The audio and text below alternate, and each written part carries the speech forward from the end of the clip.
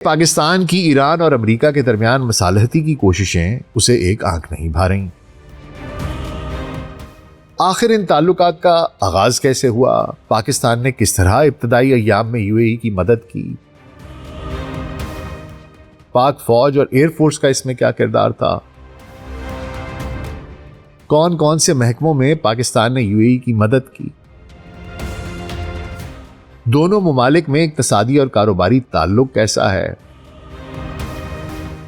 کن کن محکموں میں پروجیکٹس میں UAE نے سرمایہ کاری کر رکھی ہے؟ PTCL کا تنازع کیا ہے جس کا بڑا شور سنتے ہیں؟ گوادر اور بلوچستان میں UAE کا کردار، اس کے بارے میں کیا الزامات لگائے جاتے ہیں؟ اس وقت تعلقات کیسے ہیں اور آنے والے وقتوں میں کیسے تعلقات متوقع ہیں؟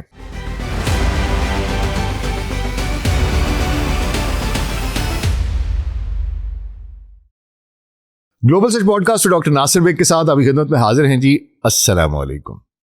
اسٹیٹ بینک آف پاکستان کے مطابق 18 اپریل 2026 کو پاکستان نے UAE کو $2 ارب واپس کر دیے۔ یہ رقم 2018-19 میں بطور میچورڈ بائیلیٹرل ڈپازٹس لونز کا حصہ تھی، جس پر پاکستان تقریباً 6% سود بھی ادا کرتا رہا۔ باقی تقریباً $1 ارب کی رقم بچتی ہے اور اس کی واپسی بھی جلد متوقع ہے، اسی ماہ کے آخر تک یا اگلے ماہ میں۔ پاکستان نے اسے جزوی طور پر سعودی عرب کے تازہ $2 ارب ڈپازٹ سے فنڈ کیا ہے، کیونکہ حکومت پاکستان نے اسے روٹین مالیاتی لین دین قرار دیا ہے، لیکن تجزیہ کار اسے علاقائی سیاست سے جوڑ رہے ہیں۔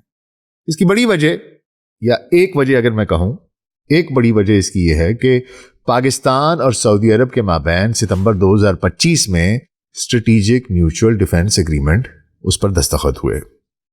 اچھا، سعودی عرب اور متحدہ عرب امارات تاریخی طور پر GCC کے ممبر اور اتحادی رہے ہیں، لیکن وقت گزرنے کے ساتھ ساتھ دونوں ممالک میں بہت سے معاملات میں اختلافات بڑھتے گئے، اور یہ تناؤ اس وقت عروج پر پہنچ گیا جب سعودی عرب نے یمن میں متحدہ عرب امارات کی حمایت یافتہ سدرن ٹرانزیکشنل کاؤنسل یا STC کے ہتھیاروں کے قافلوں اور ٹھکانوں پر فضائی حملے کیے۔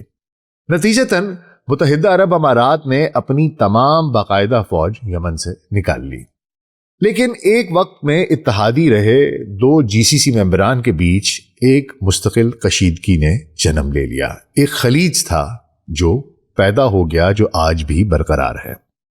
سعودی عرب اور متحدہ عرب امارات کے درمیان حالیہ برسوں میں تعلقات قریبی اتحادی سے شدید علاقائی مقابلے میں تبدیل ہو چکے ہیں۔ یمن کے علاوہ بھی کچھ اور مسائل ہیں، میں چاہتا ہوں کہ ان پہ بھی کچھ روشنی ڈال دوں۔ سب سے پہلا تو معاشی مقابلہ ہے۔ علاقائی ہیڈ کوارٹرز اس میں سب سے بڑا ایک کہانی ہے۔ دراصل سعودی عرب نے قانون بنا لیا ہے کہ جو بین الاقوامی کمپنیاں اپنے علاقائی دفتر ریاض میں منتقل نہیں کریں گی، انہیں سرکاری ٹھیکے نہیں ملیں گے۔ اب یہ براہ راست دبئی کی معاشی برتری کو چیلنج کرنے کی کوشش ہے کہ بھئی ہیڈ کوارٹر یہاں منتقل کرو، اور ابھی زیادہ تر جو ہیڈ کوارٹرز ہیں وہ UAE میں ہیں، تو یہ دے وانٹ کہ ہیڈ کوارٹرز زیادہ تر ملٹی نیشنلز کے ریاض میں آ جائیں۔ دوسرا ویژن 2030 ہے۔ سعودی عرب اب سیاحت، ایئر لائنز جیسے ریاض ایئر، ٹیکنالوجی، اس میں اربوں ڈالر لگا رہا ہے تاکہ وہ دبئی اور ابوظہبی کے مقابلے میں مشرق وسطیٰ کا نیا مرکز بن سکے۔ تیل کی معیشت سے بیسیکلی ڈائیورسیفائی کرنے کے یہ طریقے ہیں، اور ریاض کو ماڈرنائزیشن کی حالیہ پالیسی بھی UAE سے ہی انسپائرڈ ہے۔ اچھا، اس کے علاوہ تیل کی پالیسی پہ بھی دونوں میں اختلاف ہے، اس پہ بھی جھگڑا رہتا ہے کہ بھئی کتنا تیل نکالنا ہے۔ متحدہ عرب امارات اپنی سرمایہ کاری سے فائدہ اٹھانے کے لیے زیادہ تیل بیچنا چاہتا ہے، جبکہ سعودی عرب قیمتیں برقرار رکھنے کے لیے پیداوار میں کمی کا حامی ہے۔ اچھا، اس کے علاوہ سوڈان کی جنگ میں بھی ایک مسئلہ ہے۔ سعودی عرب اور UAE سوڈان کی خانہ جنگی میں مختلف گروہوں کی حمایت کر رہے ہیں۔ سعودی عرب سوڈانی فوج جو ہے، سوڈانیز آرمڈ فورسز، برہان کی، جنرل برہان کی، اس کا ساتھ دیتی ہے، جبکہ UAE پیرا ملٹری فورس جو حمیدتی کی ہے، ریپڈ سوڈانیز فورس کہلاتی ہے، RSF، اس کی مدد کرتی ہے۔ اب اس کی وجہ سے بھی دونوں کے درمیان سیاسی تلخی پیدا ہو چکی ہے۔ اس کے علاوہ افریقہ اور بحر احمر میں اثر و رسوخ کی بھی دونوں کے درمیان ایک اس پہ بھی اختلاف ہے۔ دونوں ممالک افریقہ کے ساحلی علاقوں ہارن آف افریقہ میں اپنی بندرگاہیں اور فوجی اڈے بنانا چاہتے ہیں۔ UAE نے جو اسرائیل کا سپورٹ شدہ صومالی لینڈ ہے، وہ علیحدگی پسند ایک علاقہ ہے، اس کے ساتھ معاہدے کیے ہیں۔ اس کے اوپر بھی ہم نے ایک پوری ویڈیو بنائی ہوئی ہے، آپ چاہیں تو دیکھ سکتے ہیں، لیکن سعودی عرب اس کی مخالفت کرتا ہے۔ اچھا، سب سے اہم نقطہ، پانچواں اور سب سے اہم نقطہ جو ہے وہ اسرائیل کے ساتھ تعلقات ہیں۔ متحدہ عرب امارات نے اسرائیل کے ساتھ مکمل سفارتی تعلقات ابراہیم معاہدے کے بعد سے قائم کر رکھے ہیں، جو 2020 میں اس نے دستخط کیے جس پر، جبکہ سعودی عرب کا موقف ہے کہ جب تک فلسطین کا مسئلہ حل نہیں ہوتا وہ اسرائیل کو تسلیم نہیں کرے گا۔ پہلے یہ دونوں ممالک دو جسم ایک جان سمجھے جاتے تھے، لیکن اب دونوں کے قومی مفادات ایک دوسرے سے ٹکرا رہے ہیں، جس نے انہیں ایک دوسرے کے سامنے لا کھڑا کیا ہے۔ اب ان حالات میں پاکستان کا سعودی عرب کے ساتھ دفاعی معاہدہ پاکستان امارات تعلقات میں سرد مہری کی ایک بہت بڑی وجہ بن رہا ہے۔ تو حضور یہ تو ایک وجہ ہوگی، اور دوسری وجہ جو ہے وہ ایران امریکہ اسرائیل تنازع میں پاکستان کی میڈییشن کی ثالثی کی کوششیں ہیں۔ دیکھیے حضور، ایران امریکہ اسرائیل جنگ کے دوران ایران نے اسرائیل کے بعد جس ملک کو سب سے زیادہ پھینٹا لگایا ہے وہ متحدہ عرب امارات ہے۔ اب تک کی یہ جو 50 روزہ جنگ ہے، اس 50 روزہ تنازع میں ایران نے یو اے ای پر مجموعی طور پر تقریباً 2800 سے زائد حملے کیے ہیں، جن میں 2256 ڈرون، 537 بیلسٹک میزائل اور 26 کروز میزائلز کے حملے ہیں۔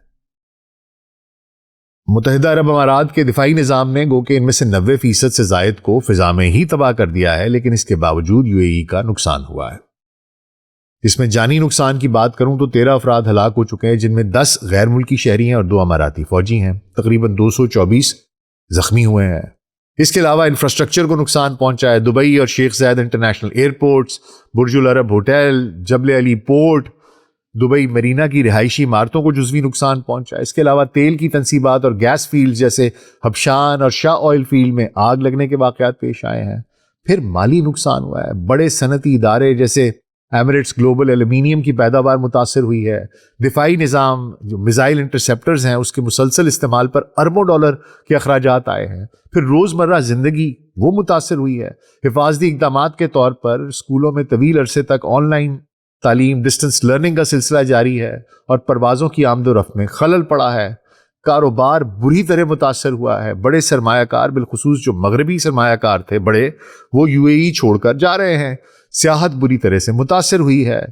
اور سب سے بڑا خوف متحدہ عرب امارات کو یہ ہے کہ ایران ایک پوزیشن آف اسٹرینتھ سے اگر امریکہ کے ساتھ امن معاہدہ کرتا ہے تو وہ علاقے کی سپر پاور ہوگا، اور امارات کو مسلسل اس کے حملوں کے خوف میں زندہ رہنا پڑے گا۔ اور یو اے ای اتنے مضبوط ایران کو اپنے لیے وجودی خطرہ تصور کرتا ہے۔ اسی وجہ سے اماراتیوں کی خواہش ہے کہ امریکہ اس جنگ کو منطقی انجام تک پہنچائے اور ایک کمزور ایران چھوڑ کے جائے جو اس کے لیے ایک خطرہ نہ ہو۔ اب ایسے میں پاکستان کی ایران اور امریکہ کے درمیان مصالحتی کی کوششیں اسے ایک آنکھ نہیں بھا رہیں۔ کہا جاتا ہے کہ اپنا ڈپازٹ واپس مانگنے کی ایک بڑی وجہ یہ بھی ہے۔ لیکن پاکستان اور یو اے ای کے درمیان تعلقات کوئی آج کے نہیں ہیں، یہ امارات کے وجود میں آنے سے بھی پہلے کے ہیں۔ تو آخر ان تعلقات کا آغاز کیسے ہوا؟ پاکستان نے کس طرح ابتدائی ایام میں یو اے ای کی مدد کی؟ پاک فوج اور ایئر فورس کا اس میں کیا کردار تھا؟ کون کون سے محکموں میں پاکستان نے یو اے ای کی مدد کی؟ دونوں ممالک میں اقتصادی اور کاروباری تعلق کیسا ہے؟ کن کن محکموں میں، پروجیکٹس میں یو اے ای نے سرمایہ کاری کر رکھی ہے؟ پی ٹی سی ایل کا تنازع کیا ہے جس کا بڑا شور سنتے ہیں؟ گوادر اور بلوچستان میں یو اے ای کا کردار، اس کے بارے میں کیا الزامات لگائے جاتے ہیں؟ اس وقت تعلقات کیسے ہیں اور آنے والے وقتوں میں کیسے تعلقات متوقع ہیں؟ آج اس سب پر بات ہوگی، تو حضور اگلے 10 سے 15 منٹ کے لیے دھیان ذرا ادھر، اور اگر ہمارا کانٹینٹ پسند آ رہا ہے تو ویڈیو کو لائک اور چینل کو سبسکرائب کر دیجیے گا۔ تو آئیے آغاز کرتے ہیں۔ متحدہ عرب امارات اور پاکستان کے درمیان تعلقات 55 سال سے بھی زیادہ پرانے ہیں۔ یہ تاریخی، ثقافتی، معاشی اور اسٹریٹجک روابط پر مبنی ہیں، جو 1971 میں یو اے ای کے وجود میں آتے ساتھ ہی تب سے شروع ہو چکے تھے۔ پاکستان 2 ستمبر 1971 کو یو اے ای کی آزادی کے فوراً بعد اسے تسلیم کرنے والے پہلے ممالک میں سے ایک تھا۔ تعلقات کی بنیاد صرف سفارتکاری نہیں بلکہ بھائی چارے اور باہمی تعاون پر پڑی تھی۔ 1971 سے پہلے ہی پاکستان نے یو اے ای، جو کہ سابقہ کروشل سٹیٹس تھیں، اس کے اوپر بھی میں نے ایک ویڈیو بنائی بھی، آپ چاہیں تو وہ دیکھ سکتے ہیں، اس کی فوجی تربیت شروع کر چکا تھا۔ 1968 میں شیخ زاید بن سلطان ال نہیان کی درخواست پر پاک فوج نے ابو ظہبی کی دفاعی فورسز کو تربیت دی۔ یو اے ای کی تشکیل کے بعد پاک فوج نے یو اے ای کی مسلح افواج خصوصاً air force you a E air force کی بنیاد رکھنے میں کلیدی کردار ادا کیا۔ 1970 کی دہائی کے وسط میں you a E air force کے 50% سے زیادہ پائلٹس پاکستانی تھے۔ You a E air force کے پہلے 5 air chief of staff Pakistani افسر تھے۔ پاکستانی فوج نے یو اے ای کی فوج، نیوی اور کمانڈو یونٹس کی بھی تربیت کی۔ علاوہ ازیں پاکستان نے یو اے ای کے دیگر اداروں جیسے سول ایوییشن، پولیس اور سول سروس کی تشکیل میں بھی بہت مدد کی۔ سب سے اہم مثال ایمریٹس ایئر لائنز کی ہے۔ 1985 میں جب یو اے ای نے اپنی قومی ایئر لائن شروع کی تو پاکستان انٹرنیشنل ایئر لائنز نے انہیں نہ صرف گائیڈ کیا بلکہ ٹریننگ، ایس او پیز اور عملے کی فراہمی جیسے شعبوں میں بھی مدد کی۔ پی آئی اے نے 2 طیارے بوئنگ 737-300 اور ایئر بس A300-B4-200 لیز پر دیے، تکنیکی اور انتظامی مدد فراہم کی، عملے کو تربیت دی۔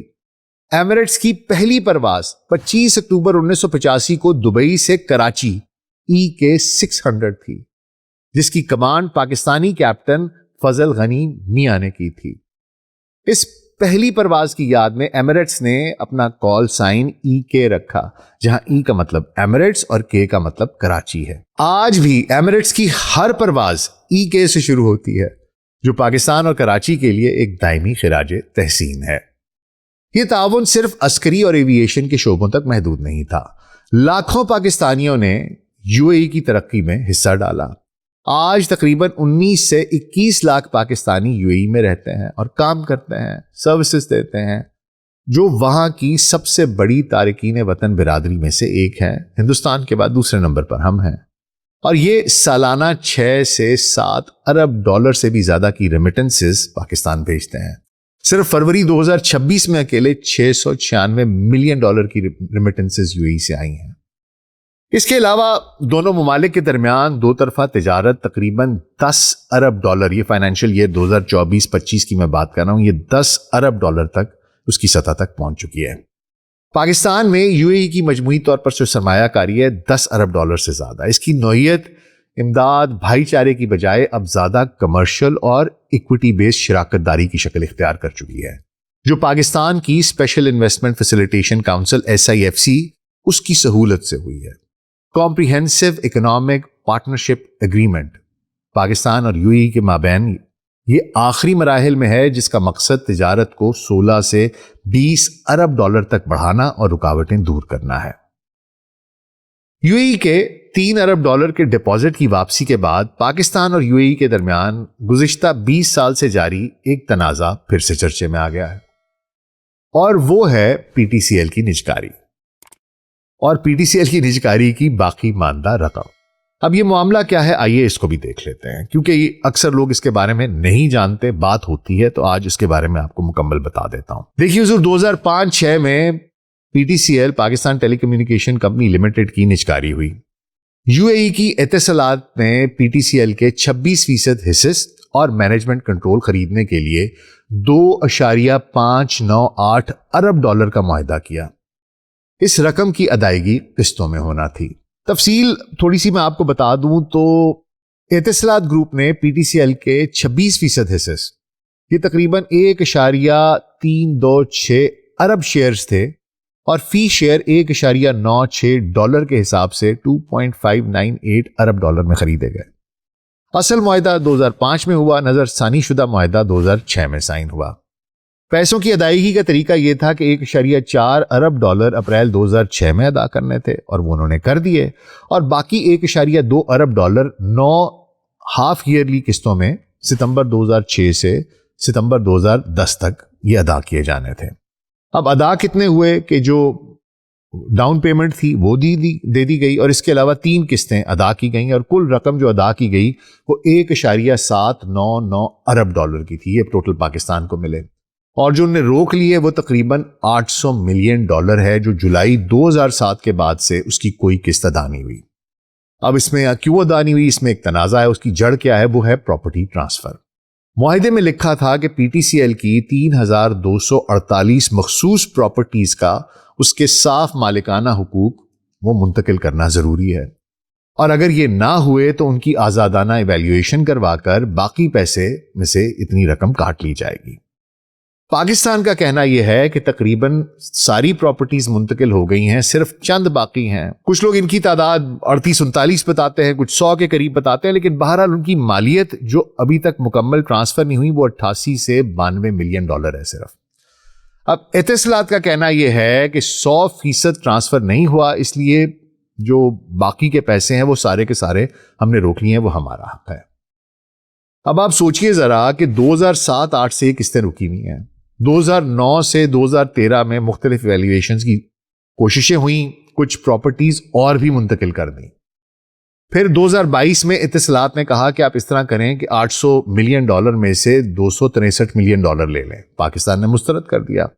پھر 2019 سے 2026 تک کئی بار کہا گیا کہ بھائی اس کو جلد حل کر دیجئے، لیکن نہیں ہوا۔ جنوری 2026 میں دبئی میں دوبارہ ملاقات ہوئی، اسحاق ڈار صاحب وہاں پر گئے اور یہی کہا گیا کہ جناب ہم بات چیت سے اس کو حل کر لیں گے۔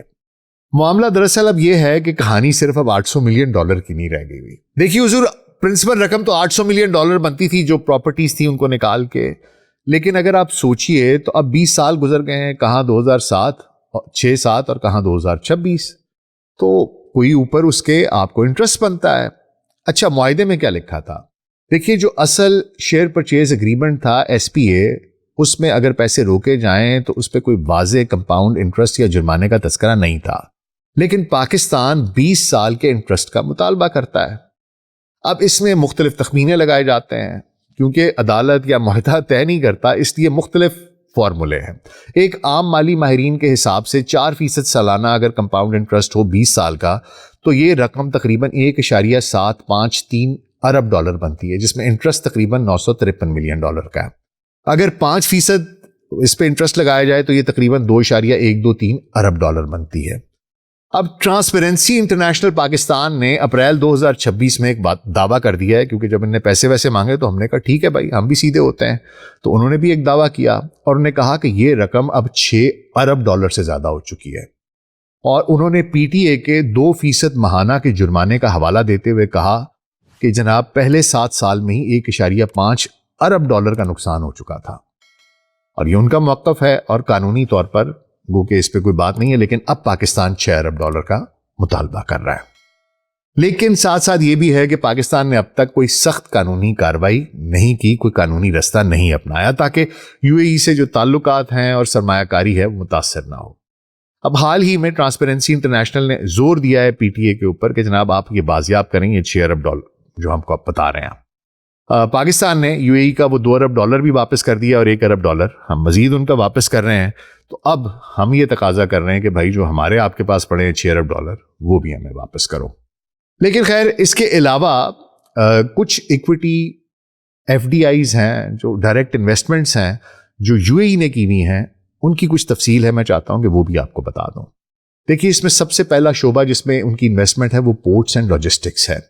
پاکستان کی تجارت کا تقریباً 90% کراچی پورٹ اور پورٹ قاسم کے ذریعے ہوتا ہے۔ یو اے ای کی کمپنیاں ان پورٹس کو جدید بنانے اور لاجسٹک سسٹمز کو بہتر بنانے میں انہوں نے بہت سی سرمایہ کاری کی ہے۔ سب سے پہلے تو ڈی پی ورلڈ ہے، دبئی کی عالمی پورٹ آپریشن کی کمپنی ہے۔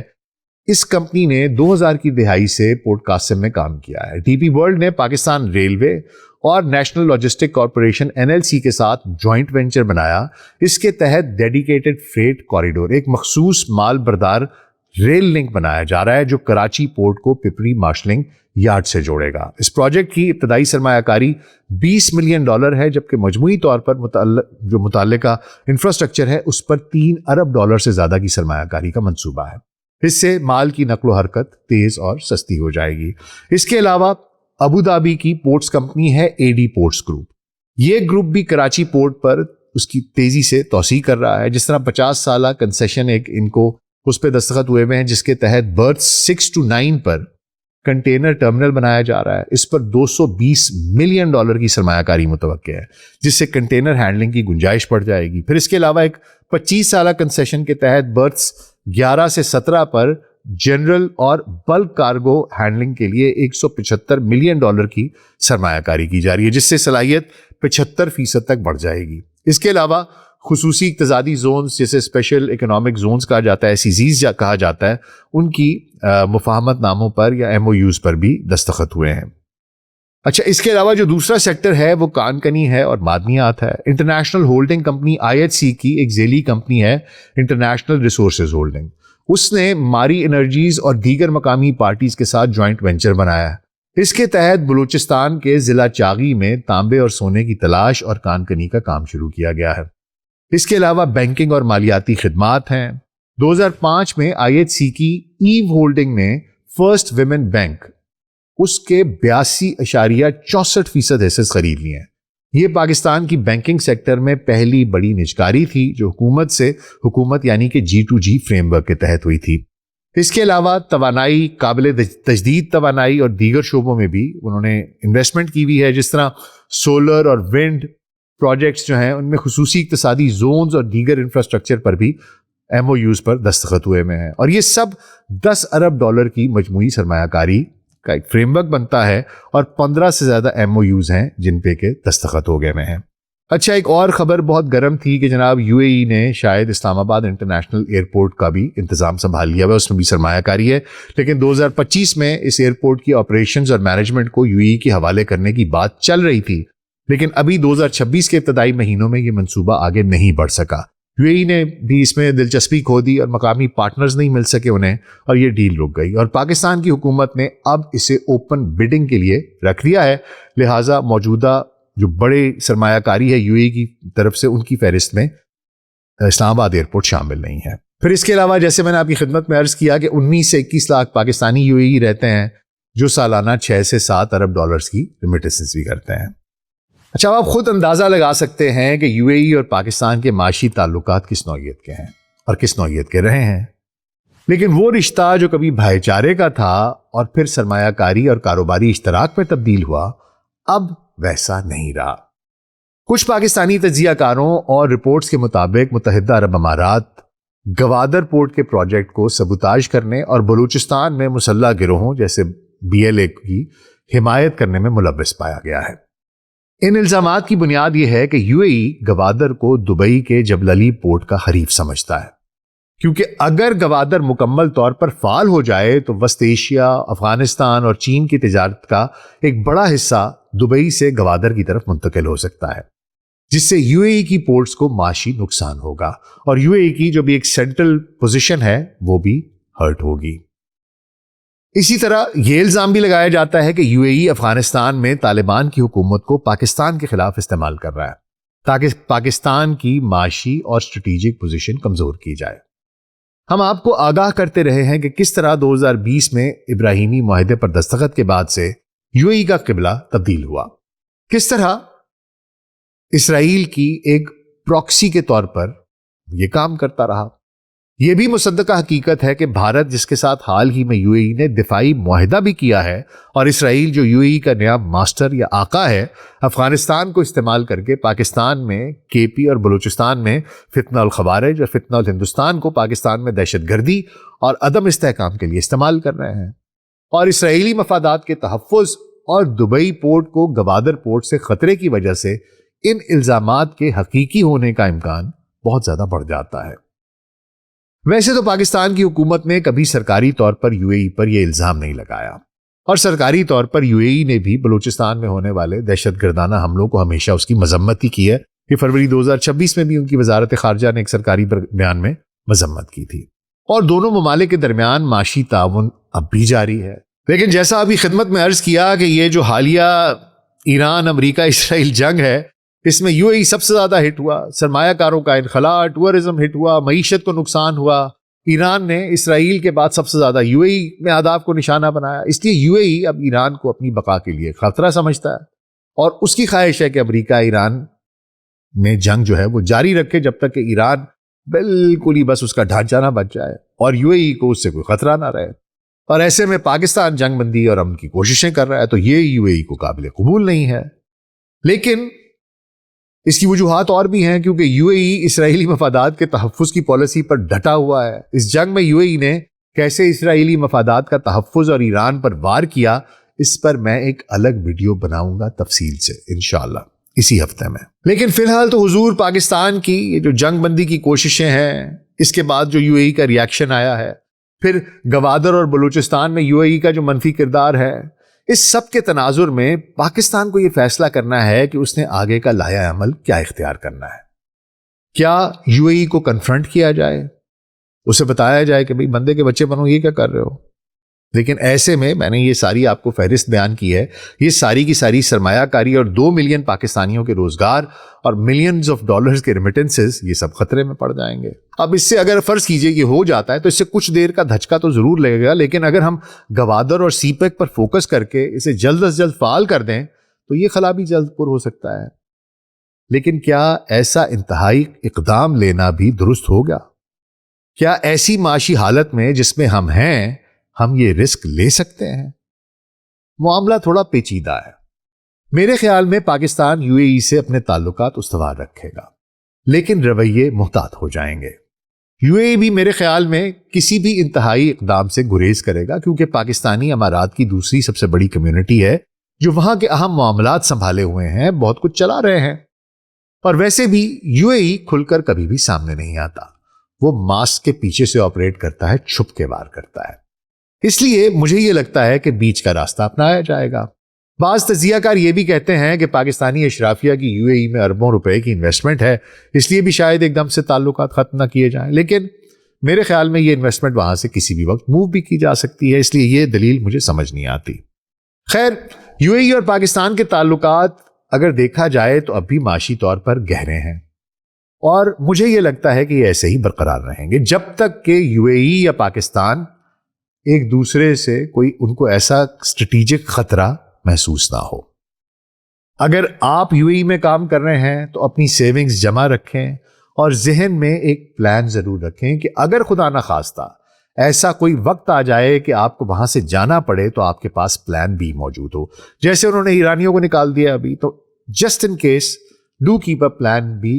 اور اگر آپ نے وہاں انویسٹمنٹ کر رکھی ہے تو بھی حالات پر مسلسل نظر رکھیں اور اپنی آپشن بھی تیار رکھیں. جسٹ ان کیس دعا یہ ہے کہ اللہ ایسا وقت نہ لائے، لیکن اگر ایسا وقت آتا ہے تو آپ لوگوں کے پاس اپنا پلان بھی ہونا چاہیے. تو آج کے لیے حضور اتنا ہی. اپنا بہت خیال رکھیے گا. شکریہ.